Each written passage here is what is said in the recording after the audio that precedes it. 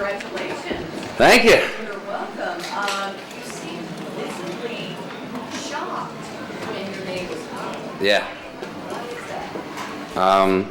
I think probably most of all because the other two guys that were in the category have had pretty spectacular years, especially Daryl with the new thing with Have You Forgotten being so big.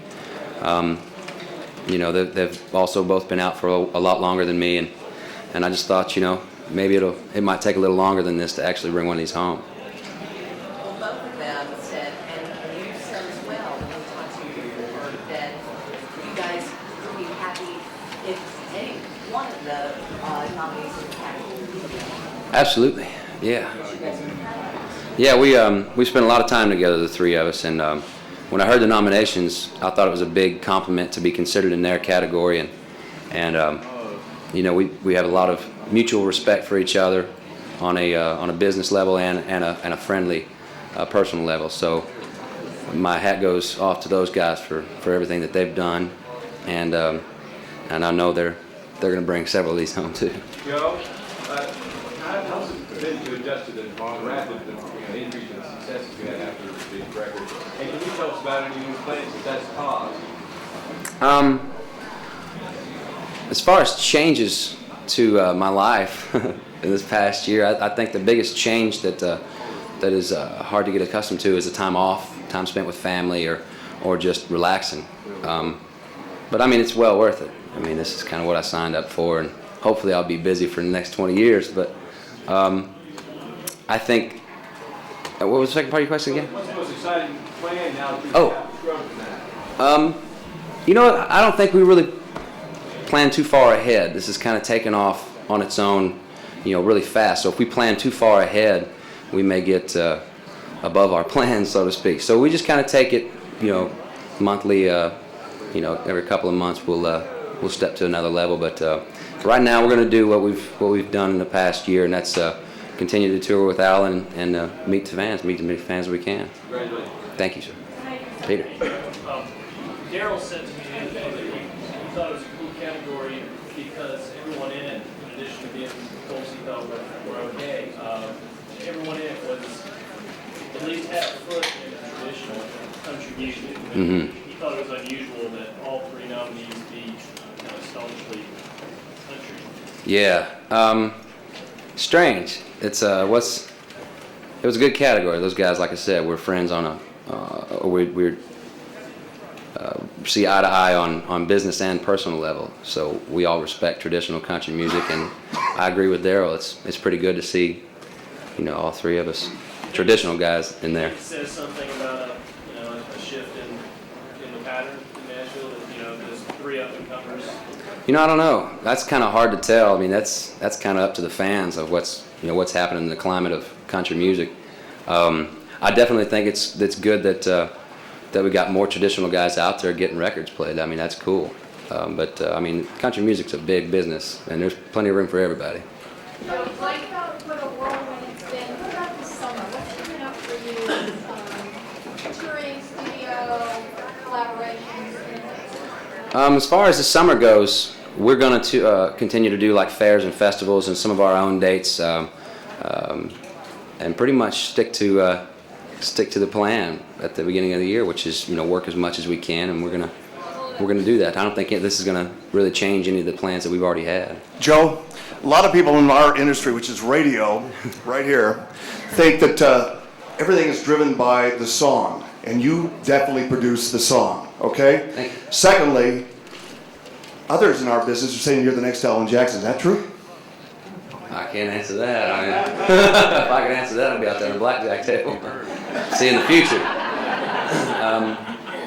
Well, your friends in the industry think that. That's a very big compliment. I have all the respect in the world for Mr. Jackson, and he's been incredibly kind to me by letting me come out there on tour with him and play in front of his fans. And to be even considered to be that successful is a very big compliment. Joe, speaking for a minute about a blackjack table, what do you think of Las Vegas, and where was your very first performance here? My very first performance here was about 6 years ago. I played at Boulder Station, and had a great time every time I play it here. This is a great vacation spot. I would never bring my children here. unless they built Disneyland here. Joe, But, it's great. earlier today, Blake Shelton said whoever won the category he was ready to throw down with because he wanted to win. So I wanted to know if you're going to be selling tickets and will the fight be in Vegas? It'll be on pay-per-view and it'll be right here at the Mandalay Bay. Yes. You were also nominated for a Grammy for your album in a category with a bunch of guys who've been doing this longer than you've been alive. How did that feel? That was pretty huge. I mean, to be nominated and considered to have that good of music already this early in a career is a pretty big step. Those guys, I have all the admiration and respect in the world for the guys that I was nominated against, you know, Alan Jackson and Johnny Cash and Willie Nelson. But to be in New York, even in consideration for those awards was incredible. Joe, 2 questions. 1, what does your daughter think about all this hardware Daddy's bringing home? And 2, does this mean you're never installing cable again? I hope so. I hope it means I'm never installing cable again. I haven't gotten to talk to her yet about this. As soon as I leave here, I'm going to go get on the phone and I'm going to share a moment with her in private. I don't really think she gets into all this stuff and, you know, the awards and all that kind of stuff. I just think she thinks it's cool Dad's on TV. Joe, what's inside you that compels you to make music? That's what I grew up on. It's just what I was passionate about growing up. My dad was a musician, and watching him, you know, when I was growing up was the biggest inspiration to me, and it's just what I knew best. It's what I was familiar with. It makes me feel like I'm home.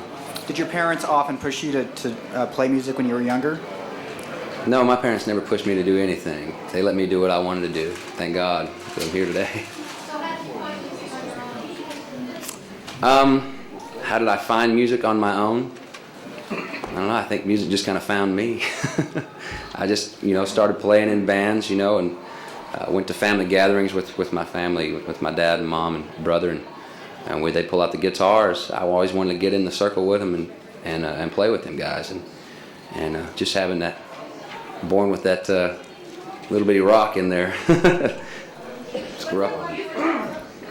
Tony and Tim. Jimmy.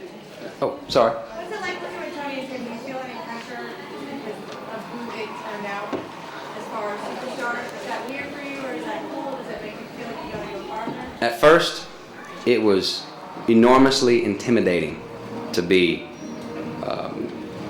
working with such powerful icons in the country music business. They are extremely influential and extremely successful. I mean, like you said, they've turned out some amazing acts over the past 20 years, and to be having that spotlight of their new project was pretty intimidating. But having said that, getting to know them on a personal level, all that intimidation went away, and they made me feel more at home than I've ever felt anywhere.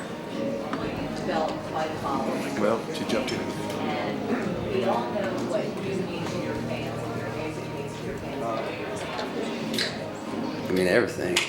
I mean, they're the reason I'm here. If not, I'd be playing, you know, for my family still. But Joe.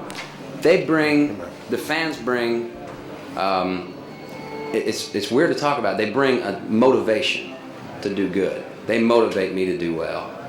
Seeing how passionate the fans are about the music, it really makes me want to do it good. This has been, what, how many years' journey to get to this point?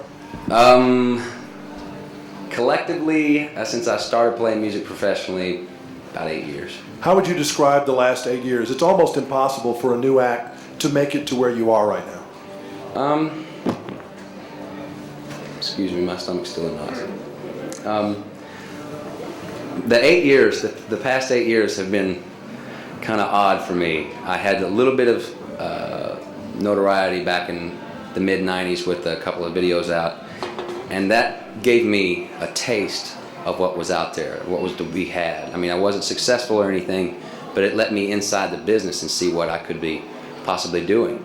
And so I had to make several changes and humble myself because I was very young when that happened, and you know, when young people get that kind of success or, you know, visibility, they tend to get above themselves, and I had to readjust and figure out who I was right here, and that's what the past 8 years have been about to me, is learning who I am. And this past year, I think I've displayed who I am. Thank you. Yeah. You have a really beautiful quality about you that some stars we see, lose over time, of humility and humbleness. And I hope you never lose that, because it's so beautiful and so becoming.